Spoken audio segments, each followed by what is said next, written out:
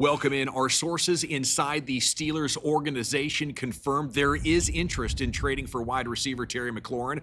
We have takeaways from today's rain-shortened practice. Steelers players talking about what they are excited for, and new position group rankings are in Newbear. They suggest the Steelers have not one, but two number one rated position groups in the entire NFL. Welcome into the Noll Road. Here we go. This is the Noll Road Podcast. All right, welcome in. Dawson and Newbear here with you on the Noll Road. And every day we talk about the Steelers getting back to the glory days here on this channel. Brother, how the hell you doing? Feeling good. The webpage right here, what are we looking at? Steelers emerge as top contender for Terry McLaurin on Steelers Now. It's exciting. Now, if you dig into this article, they are at 800, so 8-1 odds, but they are the betting favorite. If Terry McLaurin plays for another team, it would be the Pittsburgh Steelers. And, I think that's the kind of all-in move I've really been waiting for. I think if you look at the balance of the ledger, what they lost, what they added this offseason, Newbear, it's better than last year. But adding Terry McLaurin could potentially send this thing to 13, 14 wins. I mean, we asked the question, does Aaron Rodgers mean they're all in? And you go, well, the caveat to that is he's 41 years old. He might be at the end. A move like this, one more move like this that potentially projects to 2 and 3 more moves, or as holes emerge, as guys might get dinged up, or you see an opportunity to really put yourself over the top. If Aaron Rodgers brought this up at all, Terry McLaurin would be the exclamation point. He would. So, I guess the question becomes how aggressively, if you're the GM, play Omar Khan for me right now. If you're the GM, how are you trying to get this done? And, I really want to do it. I'll pay him the $30 million. But the number one thing to think about with the Rooney family here is, guys, we have a very small window with Aaron Rodgers. Right. Now is not the time. But also, now is not the time to give up your first-round picks. Right? Because when Aaron Rodgers is gone, we have to take a new quarterback. As much as I like, do we though? Yes. We don't think the answer might be on the roster as currently presented. Mason Rudolph's a nice backup, and there is a low 1% chance that Will Howard becomes a good starting NFL quarterback. So yes, I need to go to Aaron Rodgers and say, bro, give us 2 years. We'll move. Well, there's already talk of that. Yes, there's whispers. Yes. Let's lock into that. You don't have to do it publicly, Aaron, but privately, let's get an agreement. Because we're going to give up this 2026 first-round pick for Terry McLaurin. Sure. If you're going to leave, we got to keep it. Yeah, well, and the other part of it is you just put DK on Mount Rushmore. He's the number 4 receiver in the NFL, and McLaurin wants number 1 money. But if he comes to Pittsburgh, he's clearly still going to be number 2. Yeah, and at that point, it's kind of like a George Pickens, CeeDee Lamb situation. Well, it's 1, it's 2, but next week it could be a different 1-2. I was hoping you were going to say Pickens first because I wanted to go there pretty much immediately. The talk of, I was so excited when they signed DK because they gave up a 2, they flipped a 2 to get him, and they put money on the table. Yeah. And it signaled we're doing business differently. And then they ship Pickens out of town, and you go, well, it's like the Spider-Man meme, right? Like Drake looking at Kendrick, and or what did J. Cole say? It's like J. Cole looking at Drake. Metcalf had a catch the other day that reminded many of Pickens, but he was 10 yards out of bounds. Yes, Pickens figures that thing out. But all kidding aside, that was the bugaboo was you flip the 2, you put $150 million in, and it was basically like we're back to George Pickens. Yeah. And now the difference between that is you're doing the thing that we thought they had already done before you moved Pickens for the 3, and you're doing it with a pedigree guy. You're doing it with a guy who, if he hadn't missed a game as a rookie, he would be on that Mike Evans path where he'd be one of 2 guys to have had 1,000 yards, pushing a decade. We'd be talking about this guy as a Hall of Famer. And as we're talking about him as he exists, we're talking about a guy who may have been banging his head on the ceiling of what his talent and what his system and what he can do for the team that he's with. So then how do you justify going to 30 for wide receiver, paying 2 guys $100 million, giving up a 1? It has to be because you're all in. Yes, you justify it because we're taking a unique opportunity to try to win a Super Bowl with Aaron Rodgers. Now let me say this. When it comes to how urgently they should be pushing for this, they have a trio of number 2 wide receivers who you could imagine are going to have somewhere between. So we're talking Woods. Yeah, we're talking Roman Wilson. Yeah, Calvin Austin. Yeah, those 3 guys. Could they combine for 1,500 yards? Yes, right. And I think if Caleb Johnson is an amazing rookie running back, and I would probably define that around 1,250 Sure. yards. Sure. I think there's enough here, right? The offensive line, you need some growth from McCormick year 2. You need, the center to continue on his trajectory and get solid play from the tackles. Bookends. But, without that, I need another way really to dictate to the defense what we're doing. And I think 2-star wide receivers is the answer to the cover 2 shells that we're seeing all across the NFL. And if you don't have a dominant running game to run them out of it, I do think you need 2 number 1 wide receivers. Well, and this is a situation where in Dallas, where Pickens ends up, CD and GP are both saying there's no number 1. Yeah. We're both alphas. We're going to celebrate each other's success. What would be different about this than what you maybe had with Pickens and Deontay Johnson, what would be different about this than maybe we've seen in Pittsburgh in a long time, is that while both McLaurin and DK want to be the guy, they're pros. Terry McLaurin's 30 years old, right? He's a seasoned vet who wants to get paid. Just give him his bag. But he also wants to win. It's his last contract. He doesn't need to go out there and get 150 targets to prove anything to anybody. He's also one of those guys who, with 130, could do 100 catches. I mean, with Aaron Rodgers and Terry McLaurin, you see this from a metrics perspective. And, if anyone who's not watching, who's maybe just listening to this, I just went double thumbs up toward the sky where, you look at what Aaron Rodgers has done. He's had seasons, and you could talk about Jordy Nelson and Randall Cobb. You could go back through time, Jennings and Driver. Even with Devontae Adams, there was always another guy who was getting fed.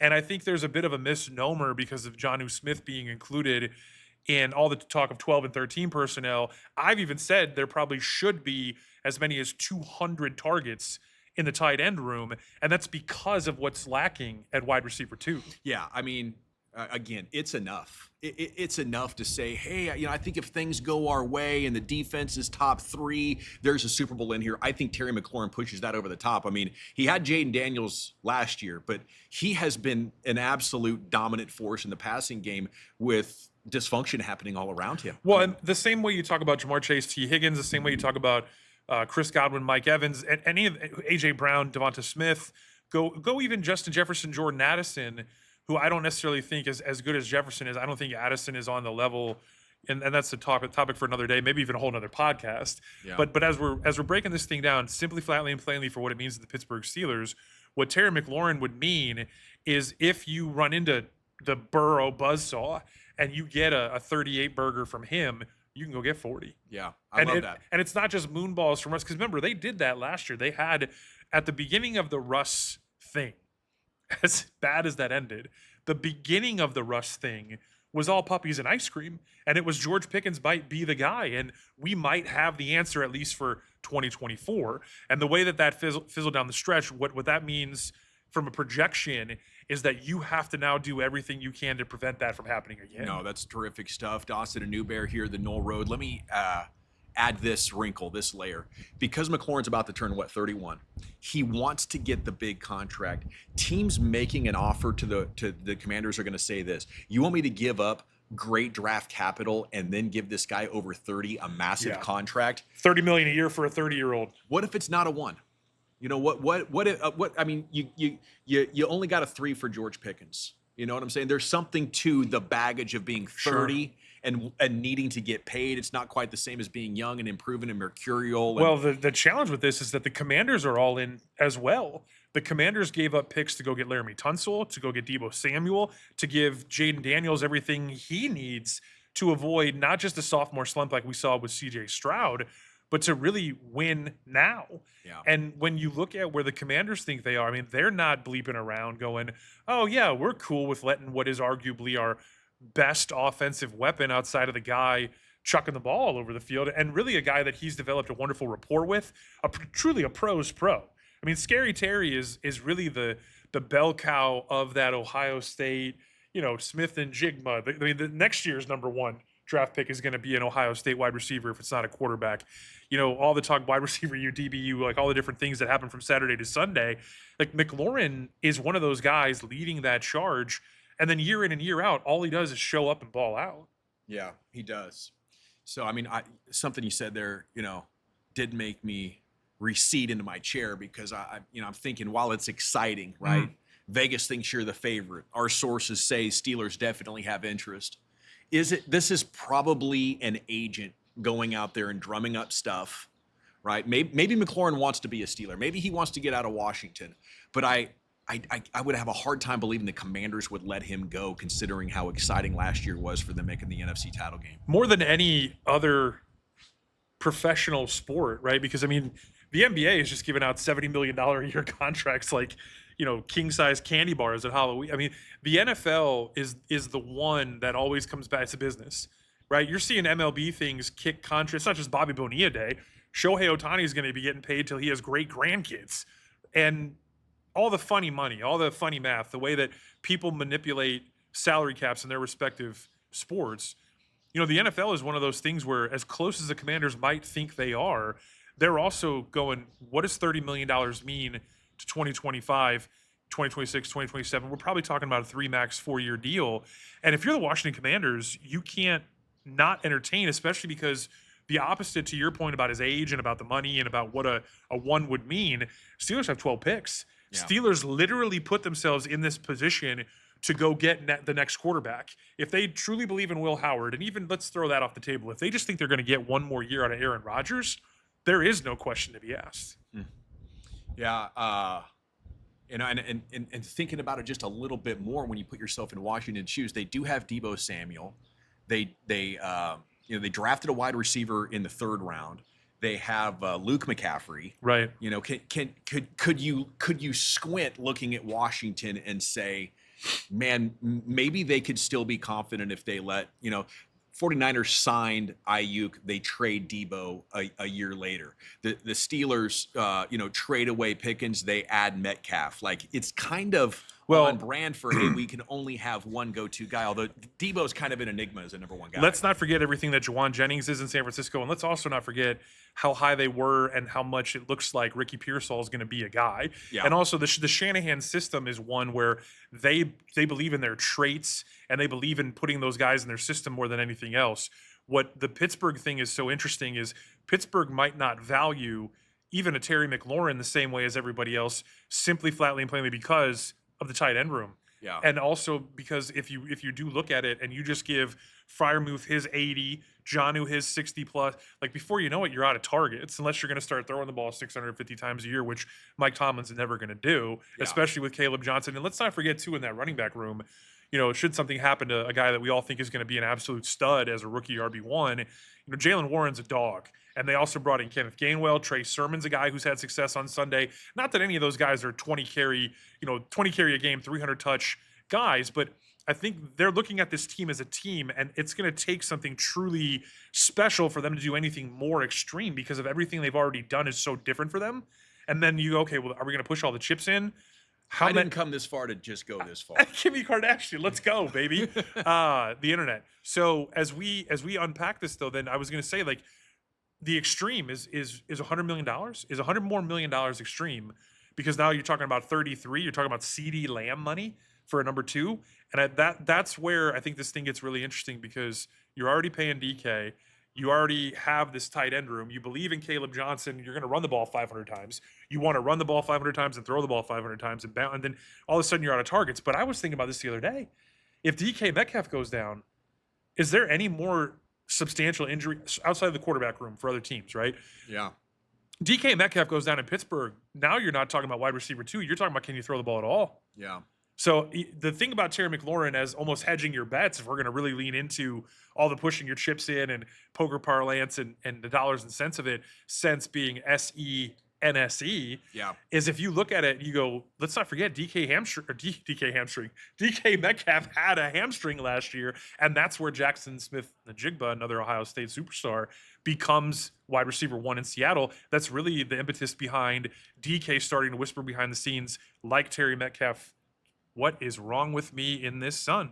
Terry McLaurin and his agent talking about maybe wanting out of Washington is, if you go from being the guy, being a Pro Bowler, being an All-Pro too, which DK Metcalf has been, and beyond the targets, beyond the math, the data, the counting stats, everyone knowing that you're the guy, and then all of a sudden there's maybe you getting pushed aside a little bit, how much does him being wanted by anyone, let alone a legendary organization that could be on the cusp of something really special, matter as much as the money?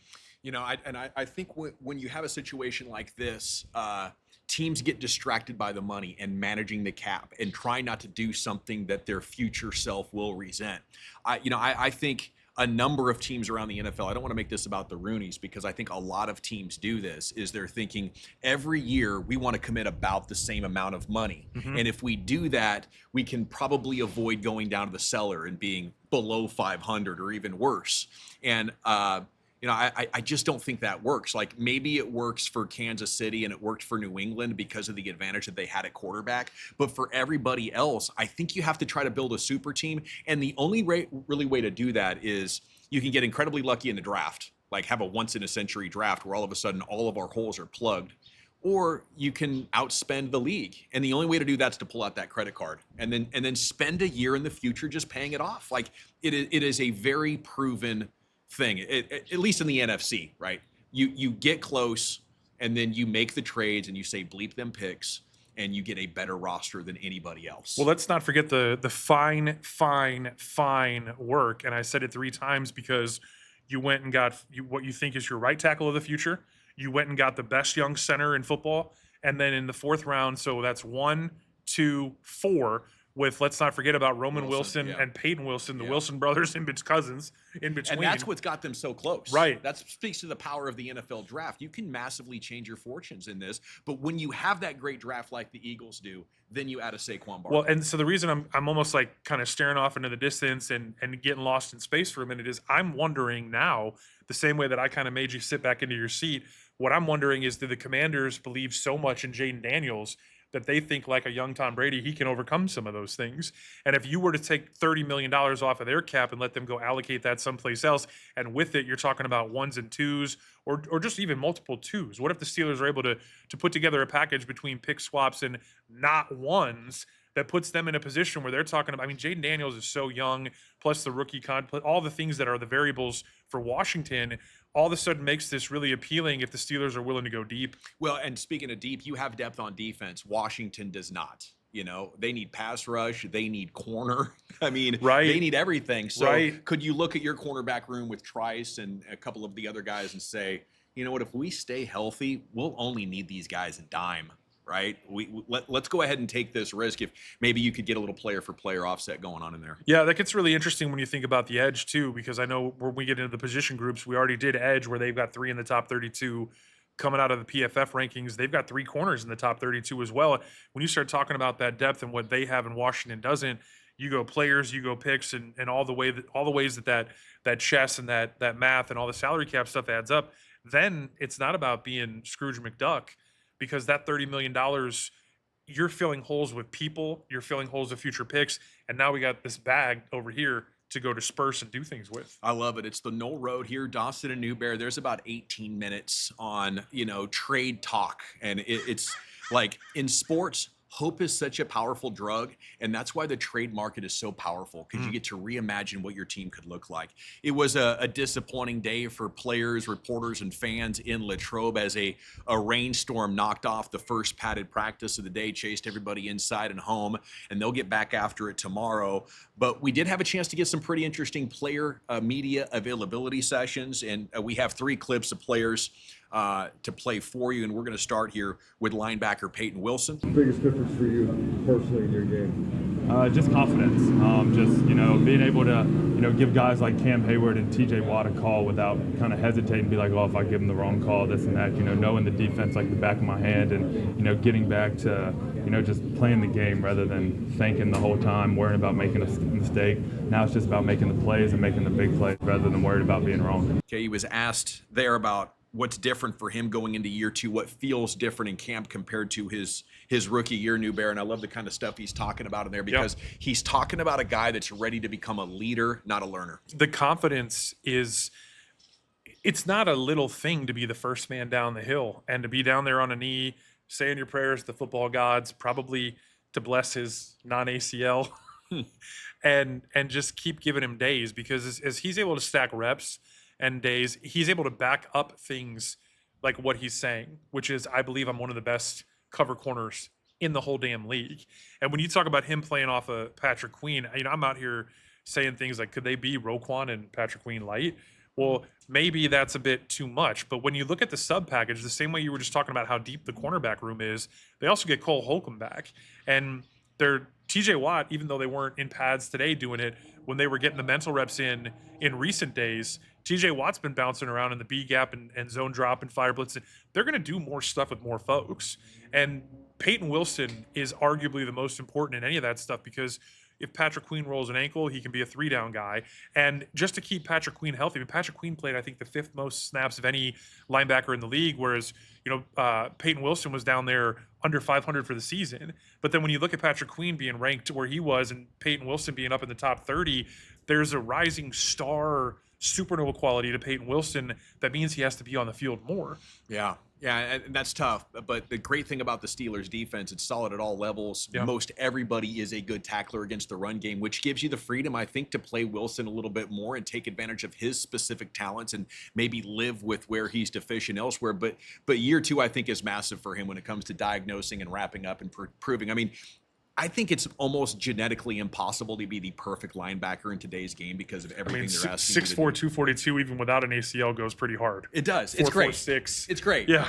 But the point I'm making is, can you be an absolute stud against the run and fight guards and also be able to be fluid enough to stay with wide receivers and carry them up the seam? And, here I am not getting bodied by a tight end and able to get in there and be solid against all the best linebackers. It's tough. I love Peyton Wilson. I'm not trying to nitpick, but when you talk about comparing these two to some of the best, linebacker duos in the NFL, I think I'm still wanting and looking for Peyton Wilson to prove that in year 2. Yeah, I'm not picking nits. I'm saying Patrick Queen can't do it for 1,000 plays when he has to think it all. The word you used was diagnosis. I don't think Patrick Queen's a thinking man's linebacker. He's best as a heat-seeking missile. The reason he was All-Pro 2 next to Roquan Smith was Roquan Smith was doing all the thinking, and Patrick Queen didn't have to think about anything except for going Alvin Mack and eating people's lunches. And like, just when you make Patrick Queen think, you can see it happen where he's stuck in neutral and he has to pause and you want him to be a see-ball, hit-ball kind of guy. Yeah. Peyton Wilson, because of the cerebral nature of the way he's had to come back from injuries and really kind of make up for things, I think he's just spent more time fighting and scratching and clawing for every opportunity he's been given because he's been doubted, whereas Patrick Queen's just been shoved into the fire because even though he's smaller, he's so fast, he's so explosive, and when he shows up on tape, it's in such a big way. With him, it's always just been the consistency because there's no question that he's a hit stick guy. He's proven to be an all-pro guy when he's alongside a dude who can maybe go take the brunt of some of that punishment. I mean, Patrick Queen, talking about 6'6", 222, and when you look at Peyton Wilson being 6'4", 242, that makes a big difference when you're talking about these big uglies on buck sweeps and pin and pull and all the different things they see, particularly from the Ravens. We got Patrick Ricard coming around. There's a reason that they laid down and gave up 299 on the ground. Yes, it is. Dawson and Newbear here, the Noll Road. Okay, speaking of that great draft from last year, let's go to Mason McCormick talking to reporters and what he hopes comes true for him in year 2. For your second year in the league. I just expect myself to make a big jump. I can kind of hit the ground running. I don't have to think as much, and I can just go out there and execute. Mason, how about the line? What are the expectations you guys put on yourself for this season? We got very high expectations. We're not as young as we were last year. I mean, we're still young, but it's time for us to take a jump for sure. Talk to me about Mason McCormick Newbear and how probable you think this is. I mean, going into year 2, typically the biggest leap for football players. If he can do it, I think when you look at what it's going to take to win the championship, dominant offensive line after quarterback is usually what I think of. Yeah, the best thing going for him is that when you talk about thinking, right? How many offenses and how many teams and how many systems do we think where the guard is turning around, looking back, smacking the? I mean, Zach Frazier is so involved in this offense. I think the marriage between Aaron Rodgers and Zach Frazier is going to be one of the most interesting things to watch. Like, how much does Aaron Rodgers trust Zach Frazier to be taking some of the stuff off his plate, even with 4 MVPs and the future Hall of Fame and the gold jacket that's waiting for him? Is Zach Frazier is another guy who's super cerebral, in addition to the wrestling background, toughness, and West Virginia nasty, right? I mean, he's really, really, really, really tough. He's really good. So when McCormick knows when they're going duo, McCormick knows that when Frazier calls the slide or when Frazier says, no, you come to me, he knows that he's right. And there's so much trust. And when you believe in each other up front, even if you do things wrong, it's kind of like what Mooch and Holmgren and those guys used to talk about a young Brett Favre. Listen, if you're going to do something wrong, just do it going 1,000 miles an hour because you're still got a good chance of being right. Hell yeah, I love that. Okay, and I like Robert Woods. We talked about wide receiver 2 a little bit earlier. You can compare and contrast all 3 of these guys. I'm just going to wait and see. You know, hopefully the old man gets beat out, I think is the way you got to look at this as a fan. Obviously, Robert Woods is trying to continue his career, and he's made a nice career out of running routes, being where the quarterback expects, finding the soft spot in the zone, having good hands, quality receiver. But the thing I like about this clip right here that we're going to run in just a second is he played for McVay. He knows what good offense looks like. Here's Robert Woods on what he likes about what Arthur Smith's drawn up. A little bit of everything. I like how obviously the art is calling the plays and how it's schemed up right now, trying to expose the defense and finding gaps and making guys make decisions. We have a quarterback who is pulling the trigger and making guys make decisions, and obviously you see in our meeting room and out here on the field, guys are paying attention to the detail, and I think that's the key to being a high-powered offense. Is paying attention to the details. Obviously, everybody knows the X's and O's and routes, but when you focus on the small things, big plays happen. Okay, you tell me what you like about Arthur Smith Newbear. This is a guy who was under heavy fire last year for being boring, being generic, being too old school. I think he's about to make all those people eat their words with Aaron Rodgers. You know what I was thinking about where this goes from here when they are successful? And one of my buddies brought up the idea that, Artie wants to be a head coach again.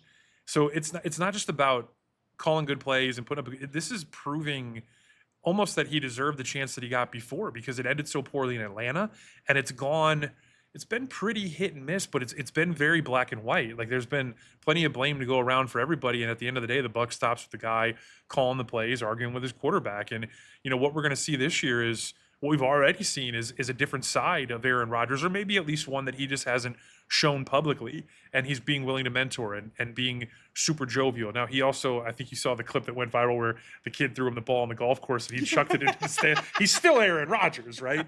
I don't know. Did he know where the ball came from? I don't think so. I wanted to give him the benefit of the doubt. I don't think so. I don't think he knew a kid threw that ball out there. By the way, do you see him high road the hell out of Terry Bradshaw? Yeah.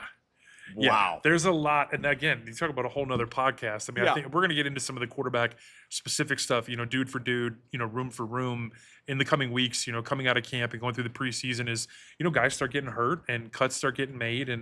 And quite frankly, you start thinking about, guys maybe you think you could bury on a practice squad and then your next man up taxi squad. But, other teams see that film and see things they do against other NFL, even though it's only preseason, and they end up getting, paid by somebody else. There's going to be a lot of change in the next 4 to 6 weeks. And, one of the big things, the simple question is, what do you like about Arthur Smith? And I love that he's stubborn. I talk about stubborn impatience all the time, particularly with the running game. And I mean, think about young Bijan Robinson.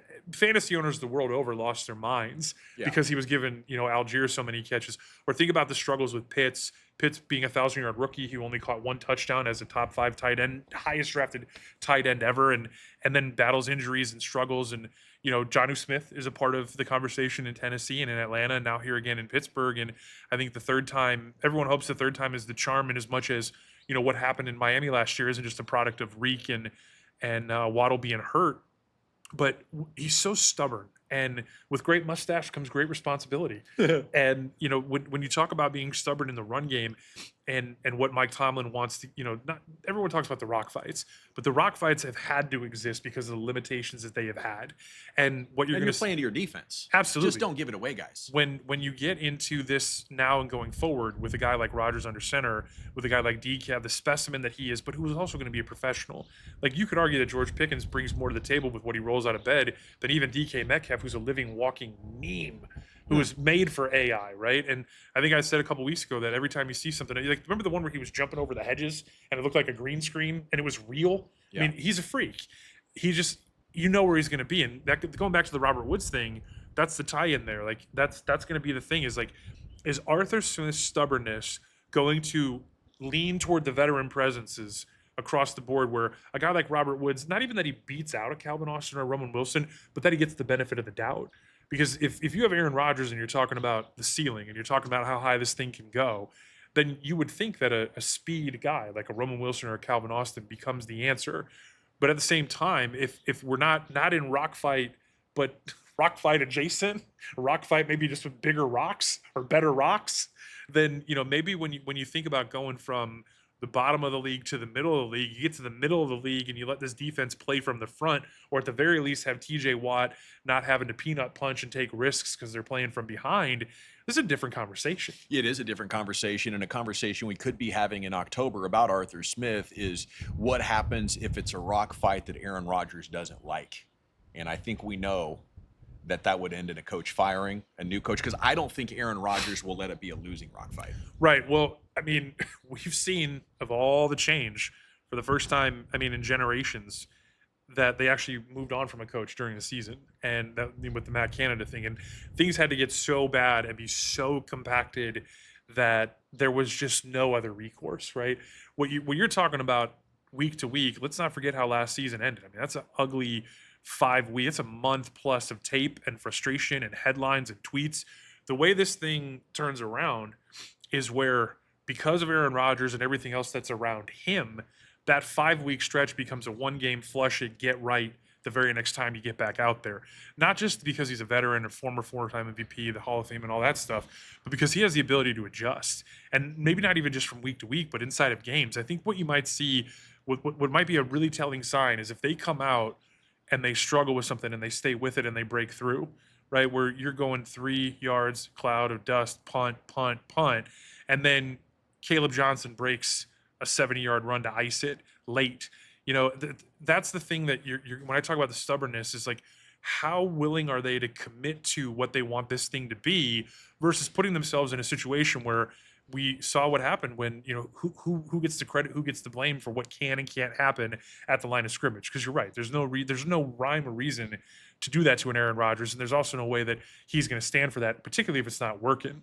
All right, great conversation, Newbear. Our final topic here on the Noll Road is Pro Football Focus doing their updated position group rankings at corner. They have Ramsey, Slay, Porter, Bermuda Triangle. As are they this good? Are they number one?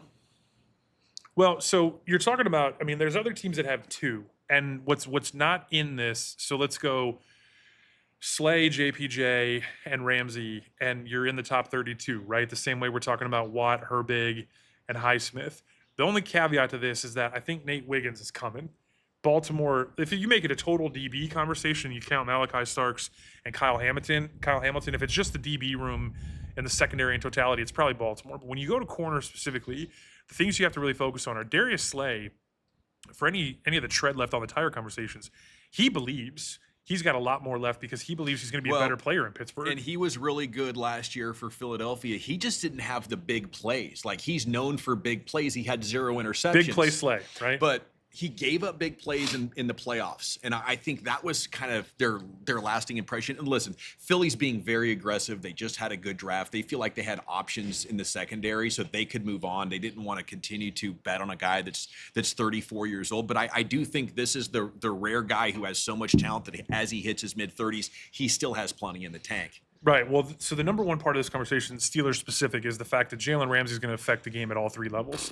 And honestly, he's probably going to blitz more off. He should be blitzing more off the corner than maybe at any time in his career, because that just hasn't existed. And if you show that, you do that, you win with that, you can taper off of that. You can ignore it for a few weeks and come back to it because now J.J. Watt's moving around. Now you're doing other things with other guys. I mean, that's some of the stuff that we teased the other day, is that this isn't just a Ramsey conversation. It's about everything Ramsey moving allows everyone else to do.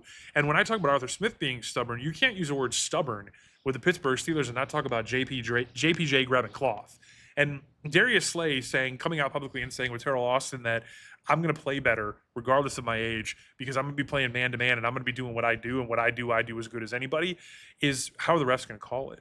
Because if you get, it's like we're talking about this NBA basketball, right? You're bodying dudes up and you're really being a bully, and they let that happen and they let that game play a certain, like, Big Ten level Wisconsin Badgers basketball. Shout out to all the Wisconsin Badgers on the Pittsburgh Steelers. Is that if they let you play that kind of muddy kind of game, then the Steelers are going to be able to dictate 60 minutes of mayhem. But if they start throwing those flags and JPJ's getting DPIs and they're getting defensive holdings and they got to back off, then does that change? Is Tomlin and Terrell Austin and Darius Slay and JPJ, are they willing to be as stubborn and play the way that they want to play? Penalties be damned. Yeah, it's tough, and you never know if you're going to be the team that gets the favor of the officials, like the Legion of Boom in Seattle. I mean, unless you're Kansas City. Yes. If you are Kansas City and you need a big flag to keep a drive alive, you can count on that. You know, in Pittsburgh, I think that these three corners are as good as they get, and it's an incredible testimony to the offseason that they've had. You know, I'll give it a solid A minus. Go get a wide receiver, and I'll give you an A plus. But they had a really good defense last year, and they looked at it and said, not good enough.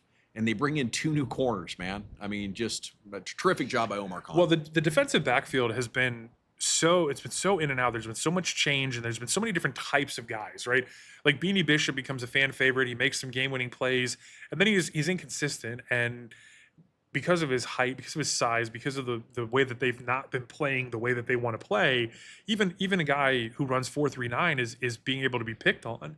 What's going to be different about this, particularly if Trice is really right, is now all of a sudden you got a fourth guy who's 6'3", 6'4", who's long, who's 4.47 or better, and you trot out a nickel defense with a 6'4", basically George Pickens playing slot corner, and you look at all the speaking of Legion of Boom, all the myriad ways that you can do and disguise, because Darius Slay might want to come here and play man on man or play man to man, and JPJ has thrived and also been penalized in that role. If you're able to do that, and that's a skill that you have, and that's something that you can go check, when we run into this team on the way through the AFC to get where we want to go, we can play that kind of way. If you're also able to roll in some of this other stuff, like, and it's not just talk, you're not just putting Jalen Ramsey in center field to put Jalen Ramsey in center field. You're putting him in center field because you got three other guys who go 6'3", 200 pounds, who can run, who can press and turn and run, and then all of a sudden now you're talking about that edge that is undoubtedly the best position group in the league. And now you're talking about, Peyton Wilson and Patrick Queen stacking wins next to each other in those sub packages. And this is a really, really scary. I mean, maybe you're going to run out of excuses before you start talking about why isn't this the best defense in football? I think it's there. Okay. And I think they'll be in pads tomorrow. We got to come back and talk about the highlights and everything that we can get tomorrow. You can check out all of our socials and read our written words, thenollroad.com. For Newbear, I'm Dawson, and we'll see you next time on the Noll Road.